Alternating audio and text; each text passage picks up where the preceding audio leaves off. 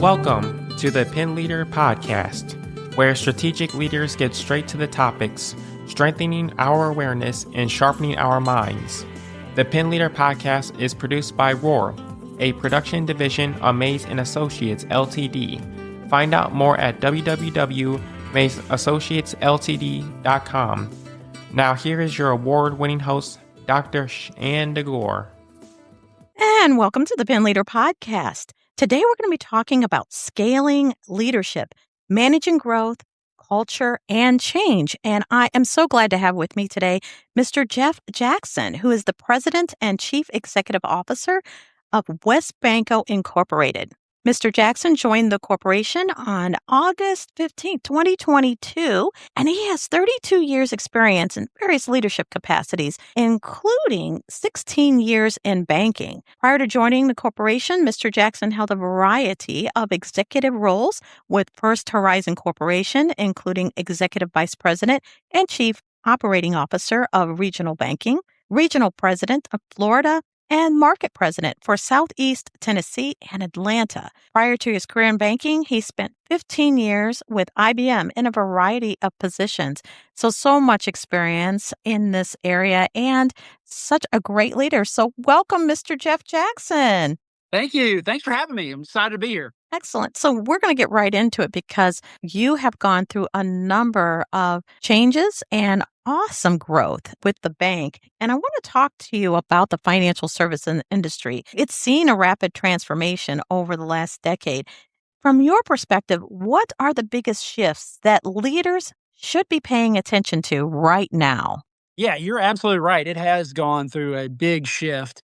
And I think it all gets back to how we serve our customers and how we go to market.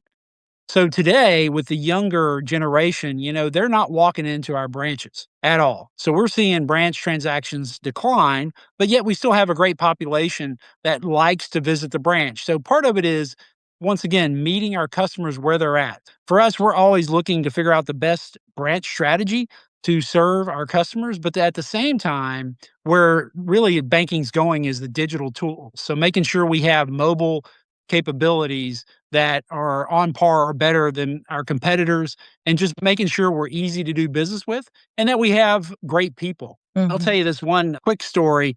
For me, it was when I was dealing with a younger client. They own their own business. We were just sitting at a restaurant having some dinner and drinks, and the waitress comes over and she's got like a tattoo across her forearm. The guy I'm with, he says, "Wow, that's a really cool tattoo. What's it say?" And it was a quote from James Dean, the actor.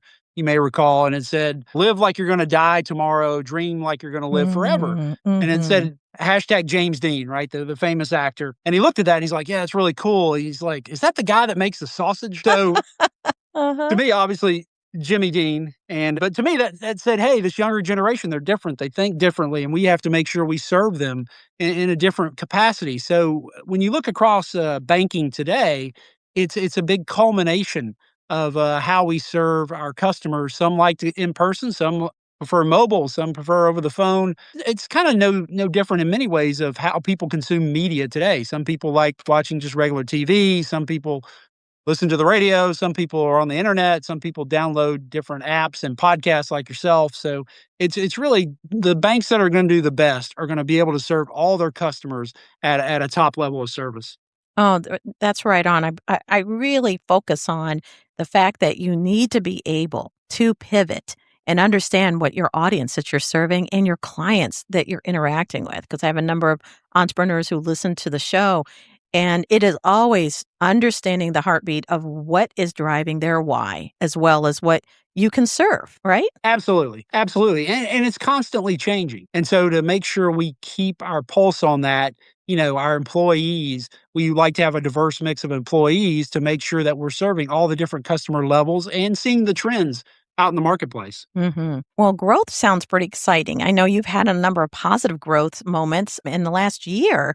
What are the top 3 actions that leaders should be doing right now when growth happens to prepare their employees? Yeah, we just completed our largest acquisition of Premier Financial last year. it went really, really great. But, that goes into a lot of planning. So if you're going to do a lot of growth, you've got to have a great strategic plan to make sure that you can know where you're going. And then also say, what is defined success? I think many times people say, I want to grow, I want to do X, but they don't have kind of the goalpost of where is success located. But then the second piece of it, I think even more critical, is making sure you have the right talent to execute it.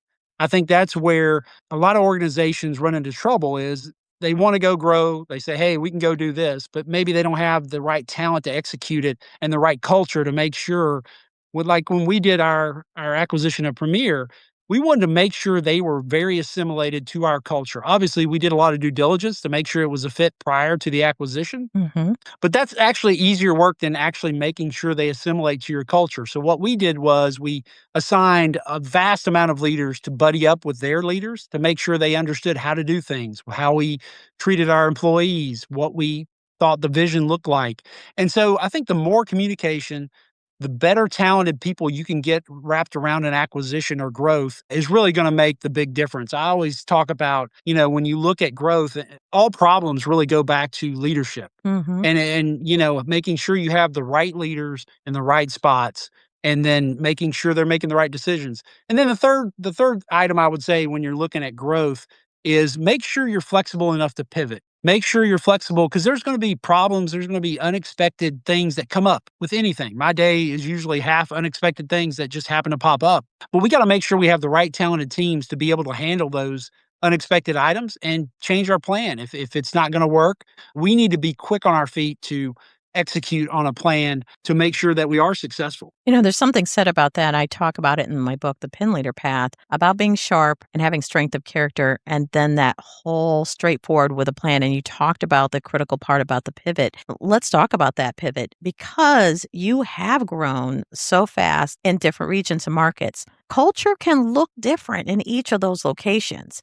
How do you maintain a consistent leadership culture while allowing for those local differences? That's a great question. And we're in 10 states now. And obviously, our South Florida market, which we just opened up, that is going to be vastly different from a Northwest Ohio market, right? Right. But it goes back to, and one thing I'm really proud, we have top talented leaders who we trust to be able to lead that market. And we do allow them a lot of autonomy to lead those markets because the cultures are so different. But we also keep our pulse on it, meaning we are always in contact with the leaders. We have several meetings where we bring people together and talk about our culture, where we're going strategically. We have company wide calls as well. But I personally and my direct reports make market visits. We talk to people in the markets in every position. That's the other thing I think that's really important when you're creating a great culture, and we have it here, is open communication dialogue throughout the company. People know and I get emails and calls from employees all throughout our company just asking questions or getting my thoughts or can I help them? And that goes down to all my direct reports all throughout the markets. A lot of companies don't have that where you've got to stair step it or you would never call X, Y, or Z. For us, we're all open all the time.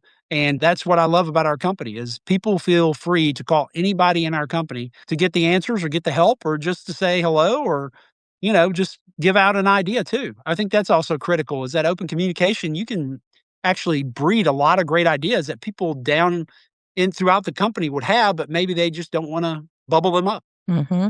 I can say that I've witnessed this firsthand. I've had the privilege of being at one of your very large symposiums where you talked, and so impressive. And then afterward, after actually being on stage, being able to have those conversations with you, very approachable. You didn't disappear. You were there, very engaged and listening to new ideas. And really, to me, it was a total reach out, even though folks came in for that symposium, that the fact that you are approachable at any time, I think that makes for a great organization, and that's part of the culture. Absolutely. I think it's really critical. And we want everybody, every employee, and I think it's important if you're talking about leadership.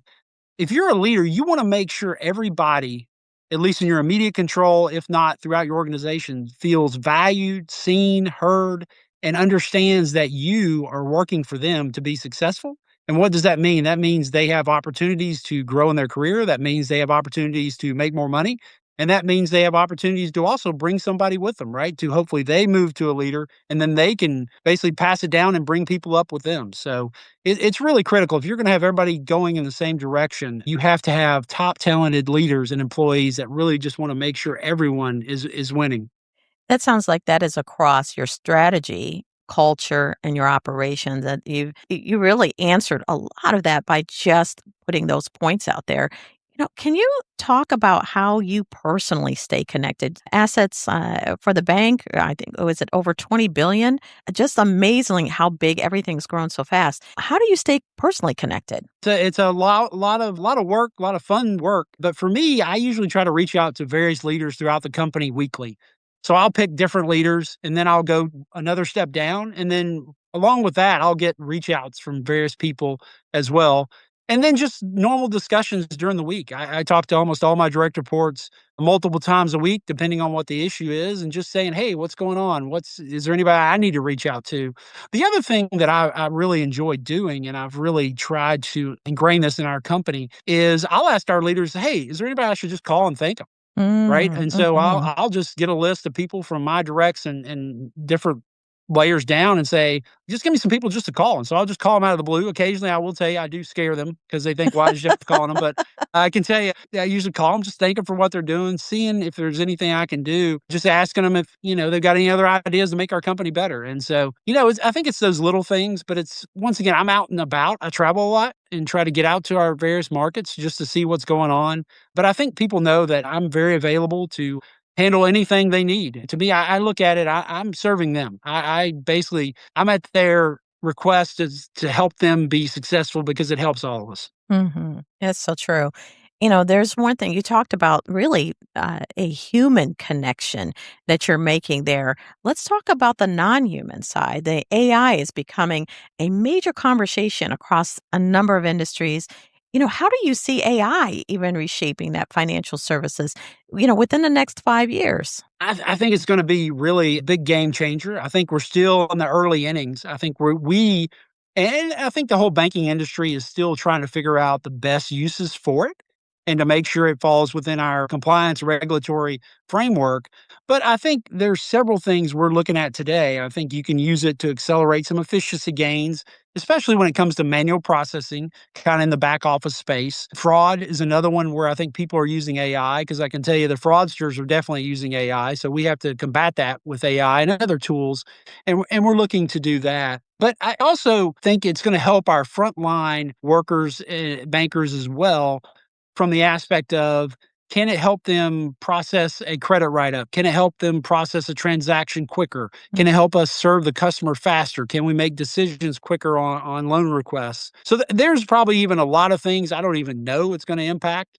But I do believe we're starting to look at it, and we'll be fast followers as it starts trickling down. But it's definitely going to have an impact on all of us, not just in the financial services industry, but I think our entire country. It's interesting you say that. And I talk about AI can be part of your team. If you have a team of individuals that are helping move whatever the project is or the goal, moving toward a goal. But AI can be a good team member if you're using it in a way for research. And some of those, I think you just hit it right on the head about those tasks that may be remedial, and you want people to think more strategy. The upper level, just have the human element still leading, but having the processes that would take so much time and would be faster for clients. I started as, my first banking account, going into the banking office, the branches, and how now, even with my own banking, there's a lot of online. And then if I need something done, I still like my human element to have that interaction. And it's okay. I don't have a problem with them using AI to get a quick answer for me if that helps them speed the process. Without a doubt. And one of the things, we've done here that I think is so critical is we made it a board level committee that's called the technology committee, just because there's so many different things changing that we thought it was so important. And we're fortunate to have several people on our board that have technology backgrounds, because I do believe the future will really depend on a lot of success with different technology, AI included, but there's other stuff too out there that could really move the needle for an organization. So it's definitely something that organizations should be looking at, is how to leverage technology to help move their companies forward. I'm thinking about for leaders that are catching the show. In the past, especially if those that are up and coming, when you look back on your career, is there something that you learned about leadership that you wish you knew earlier just in your career, like you would have applied it if you'd had a chance to go, time machine back? Sure. I think there's always things you look at. I think I'll give you an easy one, but then I'll really hit the one that I've learned the best, and that's what I focus on here a lot. Obviously, trust your instincts. A lot of people say that. I think when you're a young leader, you question that sometimes, but I think you're going to find usually your instincts are right. The next thing, the thing I really focus on, and I've really kind of looked at it here, and is realizing that not everyone is going to fit. Mm, Not everyone is gonna make your team better. You cannot let problems continue to fester, and so it's not easy, it's not fun, but I would suggest every leader to say, "Hey, if there's somebody that's just not working out, move them to another organization, maybe, but be sure to make that courageous move." And by the way, they're gonna find their spot, but not everybody fits, and if somebody's causing a lot of problems and a lot of issues, it's impacting the whole team. And so the mhm. whole team shouldn't suffer because of one person. And that takes managerial leadership strength to do it because nobody likes doing that type of work. But I can tell you, once you do it, it'll be a big sigh of relief and you'll look back and say, why didn't I do that earlier? That's the one thing that I think it's not easy to do, but it's going to make your team better. Now I'm gonna tell you right now, Jeff, if we could take that and bottle that and add that as part of the courage level of because some people are like, "No, I don't." And I mean, literally kicking the can down the road 18 months from now, 2 years from now.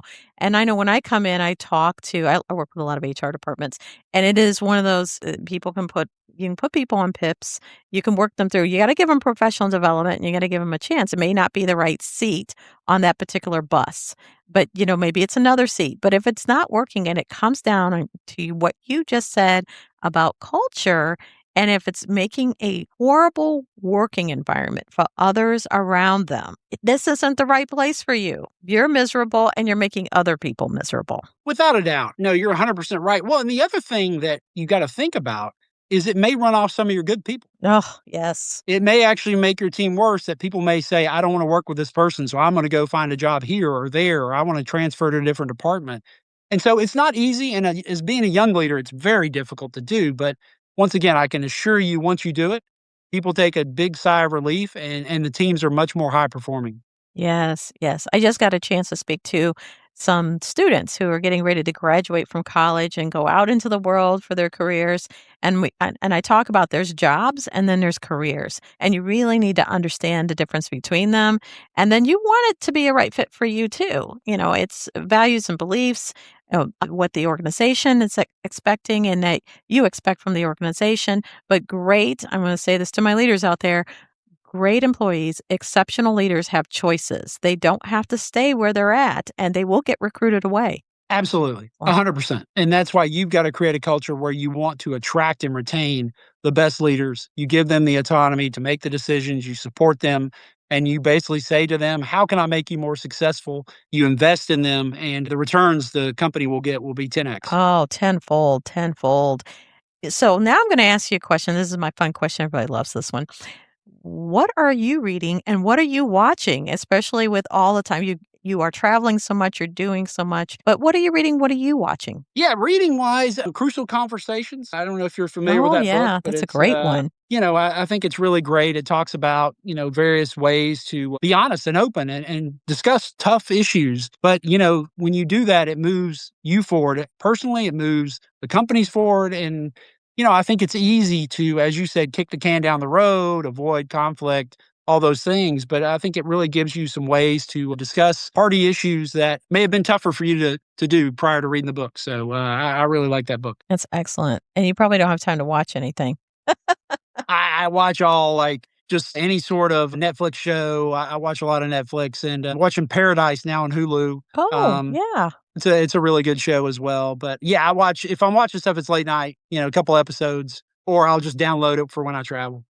What about you? What are you watching? What do you like? Oh my gosh. Murder She Wrote. I have no Oh, yeah. idea.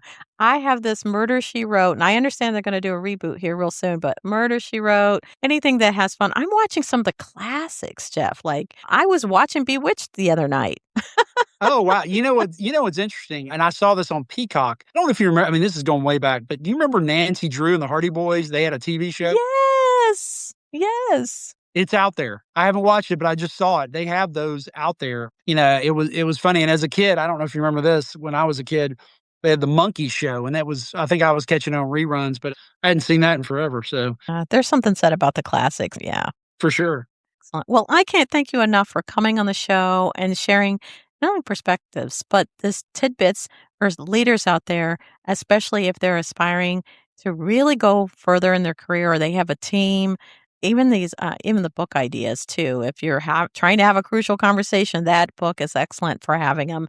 And I just can't thank you for coming on and really sharing part of like how you're moving things forward. Thank you. Oh, thank you for having me. I love the show and appreciate the invite. Excellent. And thank you to our listeners who are catching the show and sharing it. We appreciate you in all the different countries and states. Please make sure if you have any feedback to send us a communication at info@mazeassociatesltd.com. We'd also like to thank our sponsors, Ambrosia's Automotive, your number one ranked auto repair partner for a number of years in a row. And thank you to our sponsor, Ms. Shannon Roof, Principal, Real Estate Advisor, and Agent Development Coach. And of course, until next time. The Pen Leader podcast is hosted by Dr. Shanda Gore and brought to you by Maze & Associates Ltd, creating customized solutions for growth in the areas of leadership development, strategic planning, and culture building. Find out more at www.mazeassociatesltd.com. Don't forget to subscribe to the Pen Leader podcast and share with others.